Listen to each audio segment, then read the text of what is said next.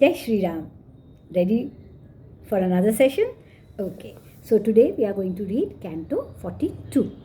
What's in the canto? Anshuman and his grandson Bhagirath successively practice austerities for bringing down the Ganga to the terrestrial plane. Brahma grants a boon to Bhagirath and exhorts him to propitiate Lord Shiva and secure his consent to receive the Ganga on his head. So Ganga माँ धरती पे कैसे आई, ये उसी की कहानी है. आपने पहले वाले सुने ही होंगे कैसे सागर के 60,000 बेटे जाते हैं, वो घोड़ा कैसे चोरी हो जाती है, इंद्र चोरी करते हैं, फिर बाद में कैसे ऋषि कपिल उनको भस्म कर देते हैं. नाउ आगे का. Sagar having met his end which is the law of time according to which one who is born must die sooner or later when one has played one's allotted role. O Ram, the people desired the highly pious Anshuman to be their ruler. Then the said Anshuman, O scion of Raghu, proved to be a great monarch. His son, widely known by the name of Dilipa, was equally great. Having entrusted the kingship to the son, the said Dilipa, O scion of Raghu, Anshuman practiced the severest form of ascesis for bringing down Ganga to the terrestrial plane on a delightful summit of the Himalayas. Having continued for 32 lakhs of years in a grove intended for austerities, alone the highly illustrious king, rich in asceticism, eventually attained heaven only and not the desired grace of holy Ganga.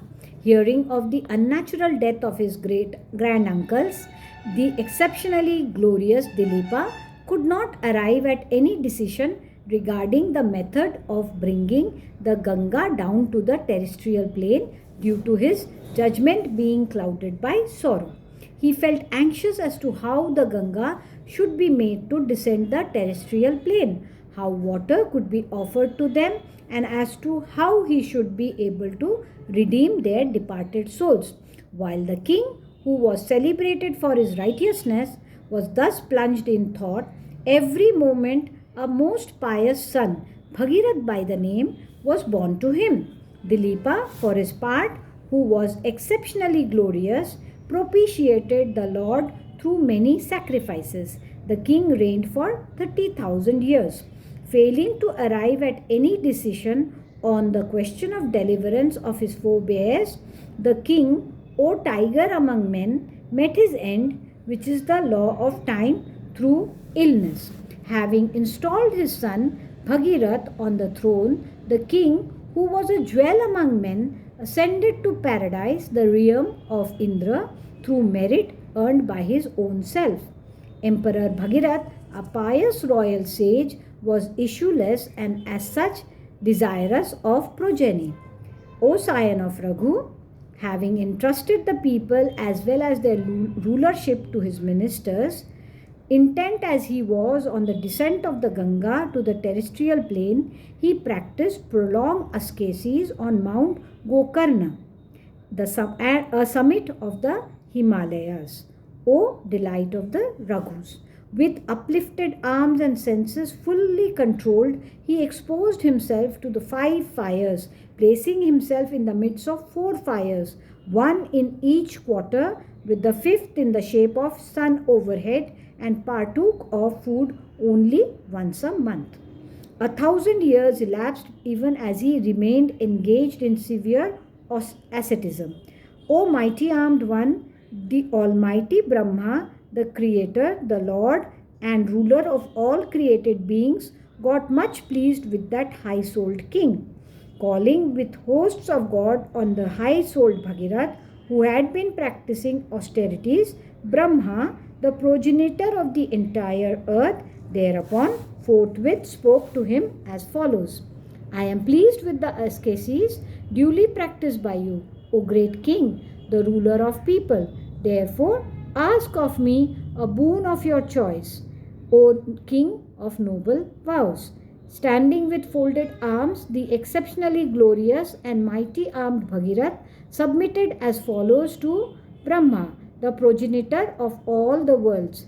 If the Lord is pleased with me, and if there is any reward for asceticism, let all the sons of Sagar receive water from me.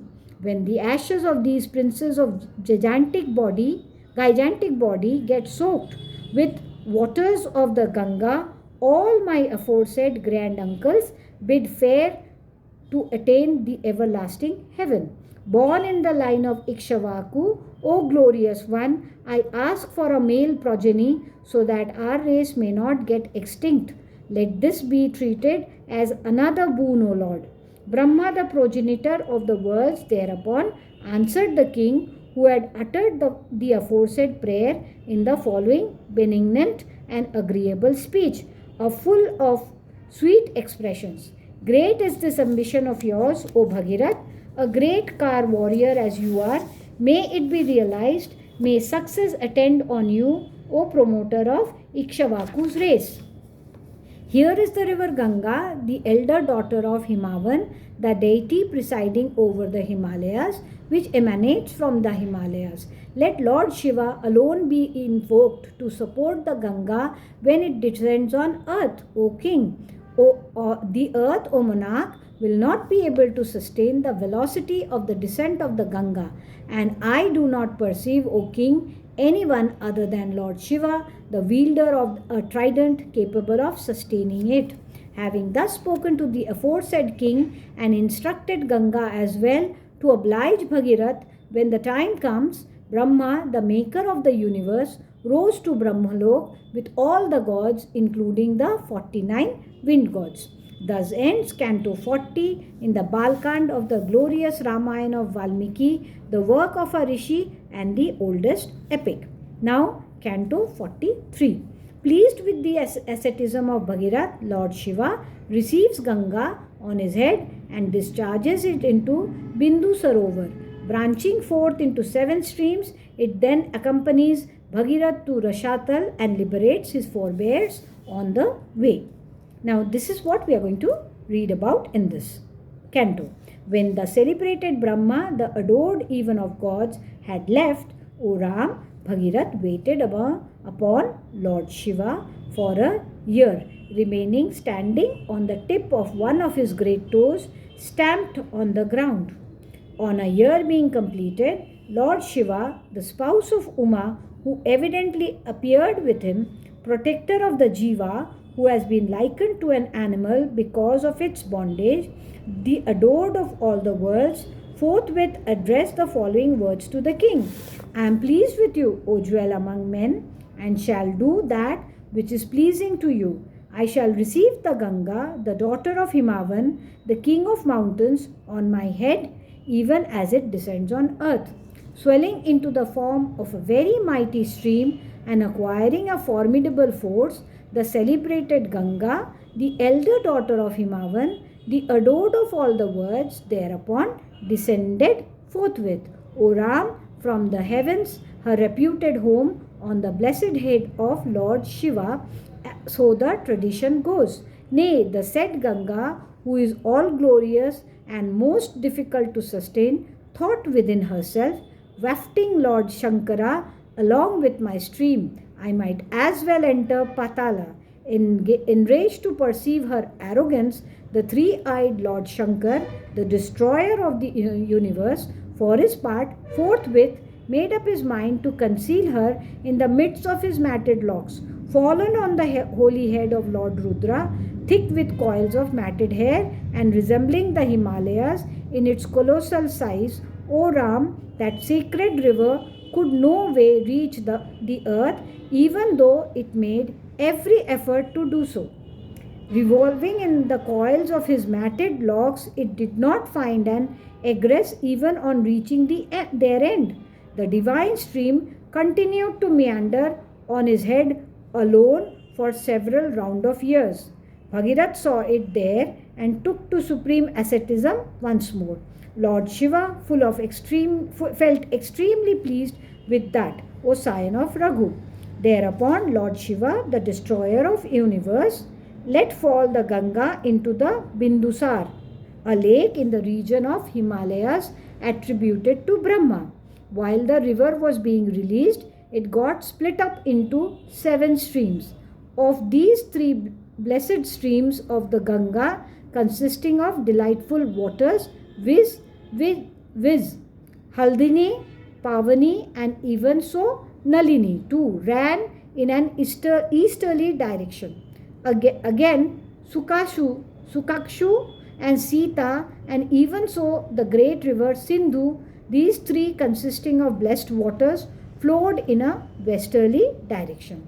Again, the 7th of them forthwith followed the chariot of Bhagirath, mounted on a beautiful chariot. The royal sage Bhagirath too, invested with unique splendor, marched ahead, and the Ganga, really speaking, followed him. In this way, the holy river descended from the heavens to the head of Lord Shankara and came down from there to the earth, and thereby justified the appellation of Tripathaga, or the river following the threefold path enjoyed by it. There on the earth's surface, the water of the Ganga meandered with terrific noise, and the earth looked exceptionally charming with its host of fishes and tortoises, as well as with its multitude of sea elephants falling and already fallen along with the stream on the earth's surface. At that time, seized with great bewilderment, those celestial rishis and Gandharvas, as well as the host of Yakshas and Siddhas and the gods stationed there in the heavens, beheld from their aerial cars, big as cities, as well as from the back of their horses and excellent elephants, the Ganga's descent on the earth from the said heavens. Eager to see this celebrated, nay, wonderful and superb descent of the Ganga on the mortal plane, multitudes of God, possessed of infinite strength, collected in the heavens, with the host of gods coming down with great speed, and with the brilliance of their shining jewels, the cloudless firmament looked as if irradiated by hundreds of suns. Scattered on that occasion with multitudes of sea elephants and snakes, as well as with throbbing fishes, the sky appeared covered with streaks of lightning, nay, with volumes of white foam that were being tossed about in numberless particles. The vault of heavens looked as if overcast with autumnal waterless and hence white clouds, and crowded with flocks of flying swans. The Ganga now flowed very swiftly, now tortuously, now it broadened out, and now again narrowed down when forcing its way through the ravine. Now it was tossed high when dashed against a rock, and now it glided, now buffeted by the waves of the same water. Indeed, when turned back by the wind, the water of the Ganga spouted upwards once more and dashed to the ground again. First fallen on the head of Lord Shankar and again dropped on the earth's surface, the limpid water of Ganga, which rides those who come in contact with it of all sin, rids those who come in contact with it of all sins, shone bright on that occasion. On that spot, hosts of rishis and Gandharvas, as well as the inhabitants of the globe, sipped the water fallen from the person of Lord Shiva, the source of the universe, as purifying those who had fallen from the heavens to terrestrial plane through a curse, were rid of their sins, responsible for the curse by bathing in it. Having been rid of their sin through the very touch of the water and further invested with merit, they ascended once more to the heavens and returned to their respective realms, already delighted with the very sight of that sparkling water and rid of their sin by having bathed in the Ganga. People rejoiced all the more. Mounted on a charming chariot, Emperor Bhagirath, the royal sage, drove ahead while the Ganga followed at his heels. Full of delight, all gods, including hosts of rishis, as well as Daityas, Danavas, and ogres, the foremost among Gandharvas and Yakshas, including Kinnars and great Nags, as well as serpents and celestial nymphs, as also all species of aquatic creatures, that existed followed the Ganga, keeping behind Bhagirath's chariot. The illustrious Ganga, the foremost of all rivers, which is capable of eradicating all sins, followed in whatever direction Bhagirath drove. Proceeding from there, it is said the Ganga actually inundated the sacrificial ground of the high-souled sage Jahnu, the worker of miracles, who had been performing a sacrifice. Jahnu felt enraged to perceive the pride of Ganga, O scion of Raghu, and drank up by dint of his yogic power all the water of the Ganga, which was supreme miracle indeed. Highly astonished, the gods, including the Gandharvas and the Rishis, thereupon glorified the high-souled Jahnu, the foremost among men, and reduced the Ganga to the position of a daughter of that exalted soul by prevailing upon him to eject Ganga. Pleased at that, the powerful sage, invested as he was with exceptional glory, discharged the Ganga through his ears. Hence, the Ganga is spoken of as a daughter of Jahnu and called by the name of Janvi, descended from Jahnu. The Ganga once more followed in the wake of Bhagirath's chariot and duly reached the excavation made by Sagar's son and filled it. Then the foremost of the rivers forced its way into Rasatal, the penultimate subterranean region, for consummating the feat of Bhagirath with the deliverance of his departed forebears. Leading the Ganga with superhuman effort to Rasatal as foresaid, the royal sage Bhagirath too beheld his great grand uncles reduced to ashes and fainted, as it were, partly from grief and partly from exhaustion. The most sacred water of the Ganga forthwith submerged the heaps of their ashes and purged of their sin. The souls of Sagar's departed sons ascended to heaven, O dwell among Raghu.